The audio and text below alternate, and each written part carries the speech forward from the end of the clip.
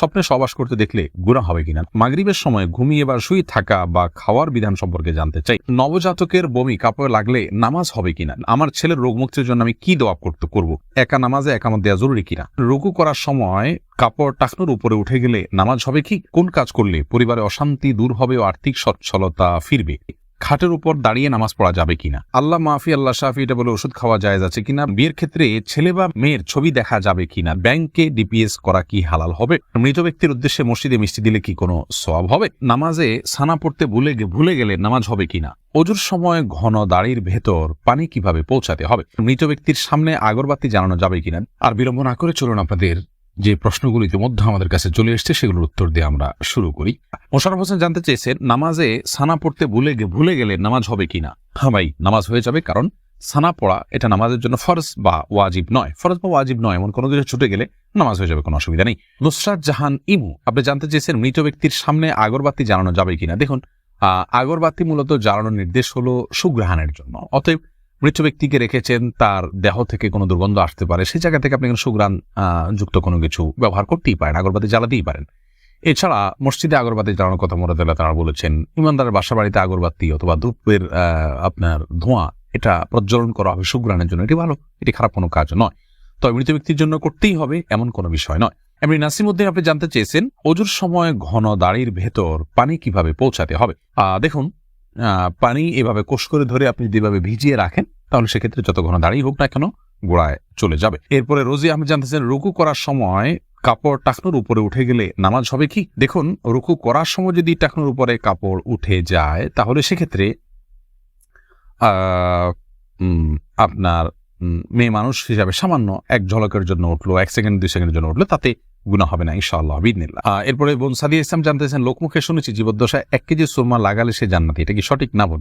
এরকম কোনো কথা নেই যে 1 কেজি পরিমাণ সুরমা লাগালে সে জান্নাতি হবে, তবে হ্যাঁ, মৌলিকভাবে সুরমা লাগানো রাসূল আকরাম সাল্লাল্লাহু আলাইহি ওয়াসাল্লামের সুন্নাহ এবং সে বিষয়ে নবী সাল্লাল্লাহু আলাইহি ওয়াসাল্লামের সুস্পষ্ট নির্দেশনা রয়েছে, আমরা সুরমা লাগাবো আমাদের সাধ্য অনুযায়ী, তবে 1 কেজি পরিমাণ লাগাতে হবে এমন কোনো কথা নেই, এটি মন গড়া কথা। নাহিদ নোমান জানতে চেয়েছেন, কোন কাজ করলে পরিবারে অশান্তি দূর হবে ও আর্থিক সচ্ছলতা ফিরবে। ভাই নাহিদ, এর জন্য আপনাকে আমি পরামর্শ দেব 2টি কাজ সবচেয়ে গুরুত্বের সাথে করার, এক হলো দুরূদ শরীফ আর একটা হলো ইস্তেগফার। এই 2টি জিনিস আপনি বেশি বেশি করে পাঠ করবেন। রাসূল আকরাম সাল্লাল্লাহু আলাইহি ওয়াসাল্লামের হাদিস থেকে বোঝা যায়, দুরূদ এটা বেশি বেশি করে পাঠ করলে মানুষের বিপদ আপদ দূর হয়, পেরেশানি থেকে আল্লাহ তাআলা মুক্তি নসিব করেন। ইস্তেগফারের ক্ষেত্রে আল্লাহ তাআলা বলেছেন সূরা নূহের মধ্যে, ফাকুলতু আস্তাগফিরু রাব্বাকুম ইন্নাহু কানা গাফফারা ইউরসিলিস সামাআ আলাইকুম মিদরারা ওয়া ইউমদিদুকুম বিআমওয়ালিন ওয়া বানিন ওয়া ইয়াজআল লাকুম জান্নাতিন ওয়া ইয়াজআল লাকুম আনহারা। এই আয়াতগুলোর আলোকে অনেক মুফাসসিরিন ইকরাম, অনেক উলামা ইকরাম বলেছেন যে ইস্তেগফার বেশি বেশি করলে আল্লাহ তাআলা রিজিক বৃদ্ধি করেন এবং মানুষের রিজিক অনটন দূর করেন। অতএব এই 2টি আপনি নিয়মিত করবেন, সেই সাথে আপনি খুব সিরিয়াসনেসের সাথে হালাল উপার্জনের জন্য চেষ্টা করে যাবেন, আল্লাহ তাআলা আপনার সমস্যাকে দূর করে দিন। এমডি শাফি জানতেছেন, মোবাইলে ইমার্জেন্সি টাকা খরচ করে টাকা না দিয়ে মারা গেলে ক্ষমা হবে কি? না ভাই, এটা গুনাহের কারণ, এজন্যই ইমার্জেন্সি ব্যালেন্স নিলে খুব দ্রুত সেটা পরিশোধ করার চেষ্টা করে ফেলা উচিত। আর সেই সাথে তার আত্মীয়স্বজন যারা আছেন, তারা পরবর্তীতে তার দেনা পাওনা পরিশোধের ক্ষেত্রে তাদের খেয়াল করা উচিত। এটা হতেই পারে মানুষের দ্বারা, যদি এরকম হয় তাহলে সেক্ষেত্রে তাদেরকে ওসিয়ত করে যাওয়া উচিত যে আমার দেনা পাওনাগুলো হয়তো সাবধান থাকবে, তাদের পক্ষ থেকে আদায় করলে ইনশাআল্লাহ তিনি দায়মুক্ত হয়ে যাবেন। শাহাদাত হোসেন সবুজ আপনি জানতে চেয়েছেন, স্ত্রীকে গর্ভবতী অবস্থায় সহবাস করা যাবে কিনা। জি, স্ত্রী গর্ভবতী থাকলে সে অবস্থায় সহবাস করাতে কোনো নিষেধাজ্ঞা নেই। এরপরে ইস্তাব্রো বাণী এই আইডি থেকে আপনি জানতে চেয়েছেন, খাটের উপর দাঁড়িয়ে নামাজ পড়া যাবে কিনা। যাবে, কোনো অসুবিধা নেই। আপনি খাট হোক আর ভূমি হোক, ফ্লোর হোক, যে কোনো জায়গায় দাঁড়িয়ে সালাত আদায় করতে পারবেন।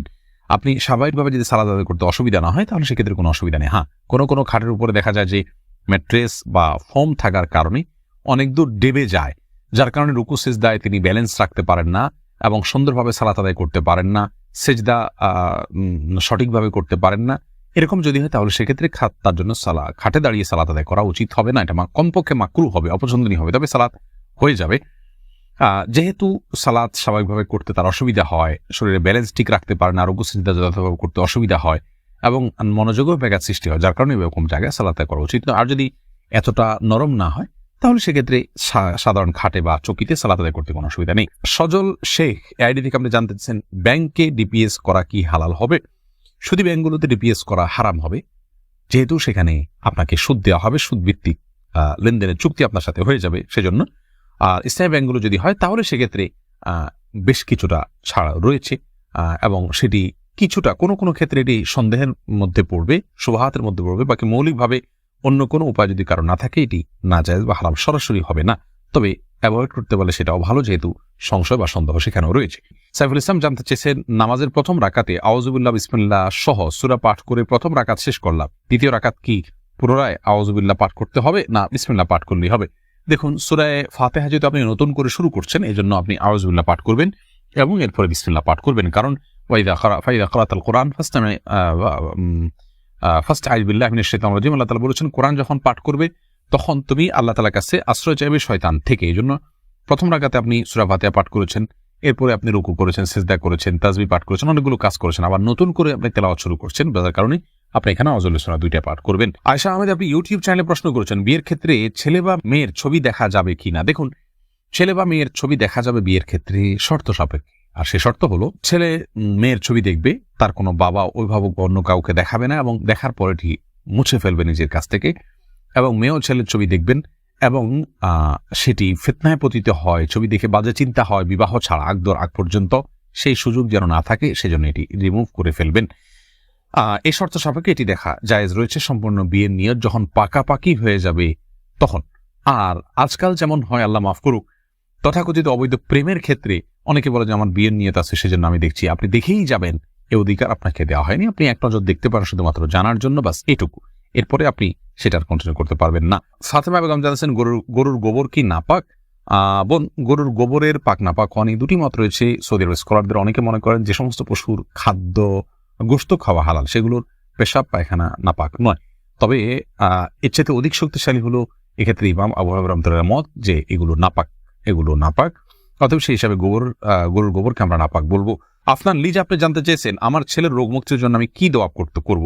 আপনি মা হিসাবে তার জন্য আল্লাহর কাছে সাধারণভাবে দোয়া করবেন, দোয়া কবুলের জায়গাগুলোতে সময়গুলোতে দোয়া করবেন, ইস্তিগফার, দুরুদ এবং দোয়া ইউনুস, লা ইলাহা ইল্লা আনতা সুবহানাকা ইন্নী কুনতু মিনাজ জালিমিন এবং ইয়া যাল জালালি ওয়াল ইকরাম, এগুলো পাঠ করে এবং আল্লাহর নাম ডেকে ডেকে, এটা ইসমে আজম আল্লাহ, হে আল্লাহ, এভাবে ডেকে ডেকে আল্লাহর কৃতজ্ঞতা স্বীকার করে আল্লাহর কাছে দোয়া করবেন। ইনশাআল্লাহ আপনি কায়মন অবাক্কায় দোয়া করলে মায়ের দোয়া সন্তানের জন্য আল্লাহ তাআলা কবুল করবেন। যদি আপনার দোয়া আপনি কবুল হতে না দেখেন তাহলে বিচলিত হবেন না, সবর করবেন, আল্লাহ তাআলা সেখানে আপনার জন্য কোনো কল্যাণ অবশ্যই নিহিত রেখেছেন। এমডি রায়হান সিদ্দিকী, আপনি জানতে চাইছেন মাগরিবের সময় ঘুমিয়ে বা শুয়ে থাকা বা খাওয়ার বিধান সম্পর্কে জানতে চাই। দেখুন ভাই রায়হান, মাগরিবের পরে এশার আগে শোয়ার ব্যাপারে হাদিসে নিষেধাজ্ঞা রয়েছে। নবী সাল্লাল্লাহু আলাইহি ওয়াসাল্লাম অপছন্দ করতেন এই সময় শোয়াটাকে, যার কারণে মাগরিবের পরে শোয়া উচিত নয়।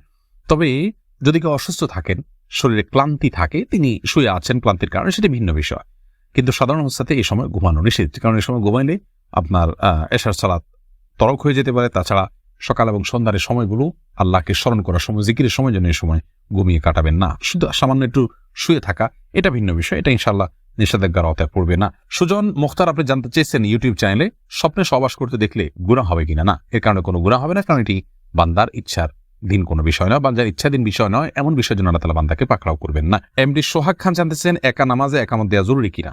জি ভাই, একা নামাজ পড়লেও আপনি যখন একাকী ফরজ নামাজ আদায় করবেন, একামত দিয়ে নামাজ পড়বেন, এই উদ্দেশ্যে কেউ চাইলে আপনার সঙ্গে এসে যোগ দিতে পারে জামাতে।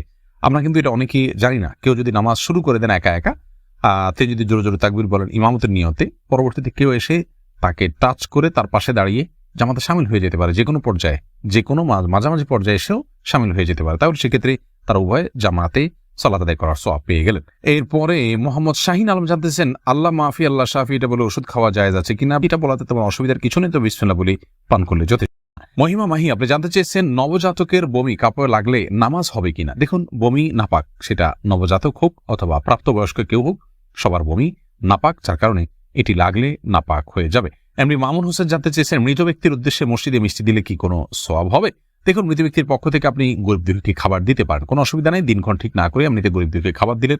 মসজিদে বিশেষভাবে খাবার দিতে এমন কোনো কথা নেই। গরিব দুঃখীকে খাবারটা আপনি বাইরেও দিতে পারেন, তাদের বাসা পৌঁছে দিতে পারেন। মসজিদ থেকে মসজিদের সাধারণ মুসল্লিরা আছে তাদেরকে আপনি দান করতে পারেন মৃত ব্যক্তিকে সওয়াবের উদ্দেশ্যে, সেটি হতে পারে। কিন্তু এটিকে আমাদের দেশে যেরকম সিস্টেম বানিয়ে নিয়েছে এমন মানুষ, যে কেউ মারা গেলে মসজিদে মিষ্টি পাঠানো, জিলাপি পাঠানো মুসল্লিদেরকে খাওয়ানোর জন্য, এরকম কোনো নির্দেশ, আলাদা পার্টিকুলার নির্দেশ ইসলামে দেওয়া হয়নি। তবে হ্যাঁ, গরিবের পক্ষ এই মৃত ব্যক্তির পক্ষ থেকে আমরা সাদাকা করতে পারি, তারই অংশ হিসাবে খাদ্যদান হতে পারে, সেটি গরিব অসহায় মানুষকে প্রাধান্য দিয়ে দেওয়া উচিত। মসজিদে না দিয়ে আপনি সেটি যদি বস্তিতে দেন, গরিব মানুষের বাসা বাড়িতে দেন, সেটি আরও বেশি সওয়াবের কারণ হবে ইনশাআল্লাহ।